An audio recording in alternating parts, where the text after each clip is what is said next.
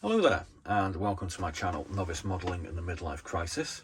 My name is Andy and as you can see today we've got 4 tanks in front of us, all by the manufacturer Tamiya, and this is the next selection for what I do in how I select building kits most of the time now, which is called You Choose My Next Build. Now for those of you that have been following me for the last couple of months, you'll know this is how I actually go about selecting the kit that I build next. For those of you that may have just found my channel, hi there. What's basically going on here is I have 4 tanks in front of me and I'm going to ask you to pick which one you want to see built next via a voting process that you can take part in if you want to in the comments section by just basically putting in T34, M4 Sherman, Cromwell Mark IV or Panzer 3. Now there are what's in the box kit reviews for all of these tanks, which will be going up on Monday the 25th, Tuesday the 26th, Wednesday the 27th and Thursday the 28th of November. I'll be closing the voting at midnight on Friday the 29th of November, and whichever kit has the most votes is the one we're going to build. Isn't all this exciting? Right, so like I said, you can have a look at the kits in the following what's in the boxes. I'll just give you some brief history as to when these kits were originally produced, etc. The T34-85 is based on an original tool produced by Tamiya in 1975, which was actually for their T34-76. In 1987, they finally got round to creating a mould for the turret, and that was added as new parts. In 1990 there was an additional new part section, which I believe was some additional figures. In 2002 there was a box change, which is the one that I've actually got here. 2005 saw some more figures added for a assault set, and in 2020, which is the last time Tamiya produced this kit, a radio controlled update was added as well with a little motor, etc, etc. This particular kit currently isn't in production. I bought this pre-loved second-hand off eBay for, I think it was about £25. So it was around about the going rate for all of these tanks, which you can generally pick up brand new for sort of £23 to £27. The kit that I got was actually bagged and for all intents and purposes was brand new.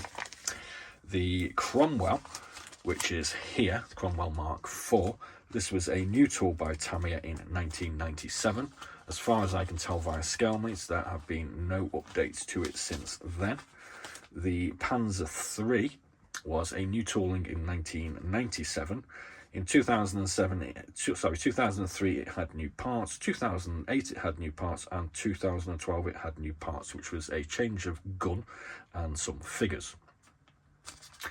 The Sherman is another sort of kind of vintage, I suppose you could say, tool. This was originally produced in 1981 and has had parts and regular sort of box updates added sporadically from then till now. 87 it had new parts, 2002 new parts, 2011 new parts, 2012 new parts, and 2014 new decals. And I think this is actually the variant that I actually have here. So I hope you kind of like my choices. I mean, these are all kind of semi-basic kits, I suppose you could say. Like I previously hinted at, I've kind of mainly concentrated on 172 aircraft up until now. The only 135 that I've attempted to build is this rather poor attempt at a Panther, which has been lingering around like a bad smell since sometime, I think, in July. I might have a go at putting some paint on this this afternoon and see where we go from there.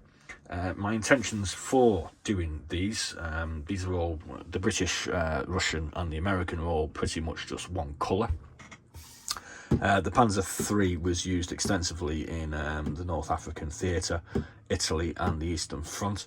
I'm kind of thinking of basically just doing this as a one colour desert operations one, as an alternate to the sort of standard olive drab green ones of the others.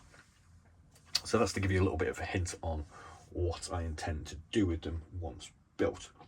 So please do get involved with our little, it's not really so much an experiment anymore, it's just kind of how I choose to build things. The channel, if you have just found me, has been going since February, and we've been very, very busy doing what's in the boxes and building 172 aircraft.